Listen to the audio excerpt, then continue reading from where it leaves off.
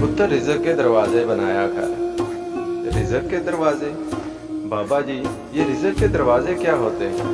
बाबा जी कहने लगे, पुत्र तुम नौकरी, कारोबार या जो ज़रिया माश इख्तियार करते हो वो रिज़्क़ का दरवाज़ा होता है जिससे रब रिज़्क़ देता है।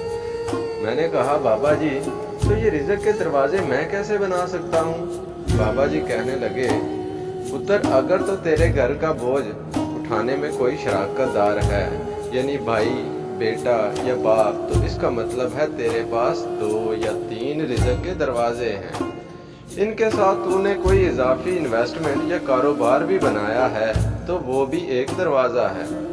अगर अकेला कमाने वाला है तो फिर कोई ऐसा काम, कारोबार साथ ज़रूर बना ले जिससे थोड़ी बहुत आमदन आती रहे, चाहे फारग वक्त में रेड़ी या फेरी ही लगानी पड़े।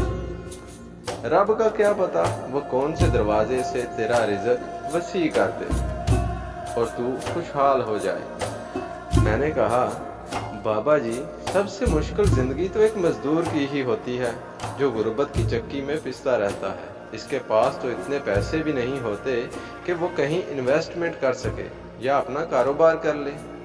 बाबा जी कहने लगे, पुत्र अल्लाह ताला ने मुआशरे में ज़रूरत और रिज़्क़ को यकसां बनाया हुआ है। तू मुआशरे की ज़रूरत पे गौर कर, इस ज़रूरत के नफ़ा नुकसान को समझ, फिर उसके मुताबिक चाहे थोड़ी रकम से शुरू कर या ज़्यादा से, अल्लाह ताला तुझे बेहतरीन रिज़्क़ अता करेगा।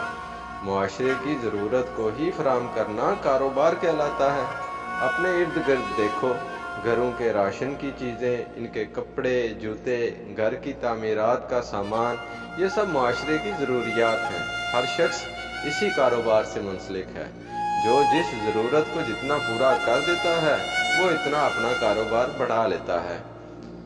तुम बस इन ज़रूरियात में ही अपना रिज़्क़ तलाश किया करो और इन्हीं ज़रूरियात से अपना रिज़्क़ का दरवाज़ा बनाने पे तवज्जो दो। अल्लाह ताला ज़रूर मदद करेगा।